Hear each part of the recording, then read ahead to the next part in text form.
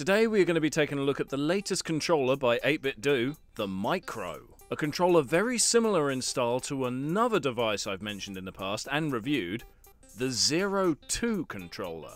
An incredibly tiny little thing for gaming on the go. If you want to check out more about that video and its controller, there'll be a link in the description. Now as for the Micro, let's get it out of the box. As you can see, this thing is almost the exact same size as the picture depicted on the packaging. It is also available in blue, but I decided to go for the green one. Aside from the controller, it also comes with a charging lead, which is equally tiny, and a wrist strap, which I can't even fit my hand through. The controller is compatible with the Nintendo Switch, Android devices, and Raspberry Pi. For more information and exact specs about these things, that will also be in the description for this video. Finally trying the controller out now, I can say it does feel really nice, and the D-pad, it has a nice clicking sound to it. It does seem to be a very good D-pad. I'm looking forward to trying it. The action buttons, the same. It's what you expect from 8BitDo. It is good quality craftsmanship. All the buttons, every single one of them, feels good. Doesn't push in too far, doesn't feel too stiff, the right amount of clickiness, everything here just feels good. As you can see on the corner here, this is where the wrist strap will loop through. And here at the bottom is where you have the sync button and also the settings for Switch, Android, and of course, Raspberry Pi and devices like that. Now let's put it next to the 02 controller, an equally tiny device. As you can see, they're near enough the same size. The Micro is a little bit taller, but I think the 02 is a little bit wider. The 02 also has a glossy finish, so it's more of a slippery controller, and the Micro, again, a matte finish. I much more prefer the Micro for the feel. Also, I can't deny, going back to the 02 now, the D-pad on the 02 is nowhere near as nice as the Micro.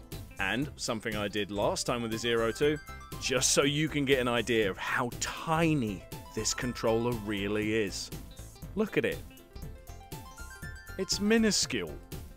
Now that we know the controller feels good and looks good and is kind of quirky in how small it is, how good is it when actually being used for gaming? Well, I'm happy to say that when syncing it up to my Nintendo Switch, it was incredibly easy. I did it in seconds. I didn't even need to look at the booklet in order to make sure I was doing it right. It was a piece of cake. Something I want to highlight though, for anyone thinking of getting this controller, due to the fact that it only has a D-pad and has no analog stick, in fact no other directional control buttons of any kind, there are many games that you cannot play with this controller. You would think it's only for retro. Well, yes, a lot of retro games will be played by this, but not all. For example, here is Pac-Man 99. Upon playing the game, I found out that I couldn't get Pac-Man to go up, left, right, or anything. I couldn't direct him. Obviously, the game is expecting me to use the analog stick, and this controller doesn't have one. Here you see me trying the original Doom, and I can move the character around, I can shoot, I can do all those sorts of things. I can't choose where to look. I can't turn. I can go forward, back, strafe left, strafe right, but I can't turn around. For first-person shooters, this controller is next to useless. But if you want to play some old-school platformer games, things like that, it's perfect. Here's me playing Super Mario Bros. Via the NES emulation app that you can get on your Switch. I have to say, I hate playing Mario this way. It feels like there's a slight amount of lag. That's nothing to do with the controller, that's the game, but it works fine. The controller works absolutely fine here. Here you can see me playing Sonic the Hedgehog via the Sega Ages version. This is a great port of the game, works really well. I don't notice any lag, and if there is lag, it's minuscule. This controller works great for this. I'm trying to rush through the level now to prove it, so if my gaming skill doesn't seem up to specs, it's because I'm really not paying attention. I'm just trying to make sure all the buttons work. In short, I do really like this controller. It works fine. It feels good. The only real problem is you can't play every game with this thing. It's for a select audience. The reason why I'm highlighting this is when I did the video for the 8BitDo 02, I had a lot of people asking me in the comments and such, Can I play this Pokemon game with this? Can I play the latest Zelda game with it? Well, it'll work, but at the same time it won't. You won't have all the buttons you need, as proven with the Doom game.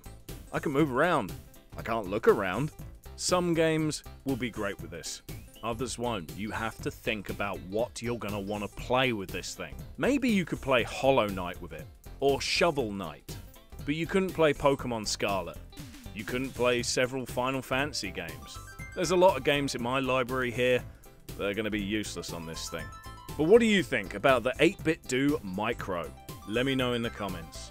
I hope you enjoyed this episode of Game Poke. If you did, please click like or even subscribe. It really does help. Thank you very much for watching, and I'll see you next time.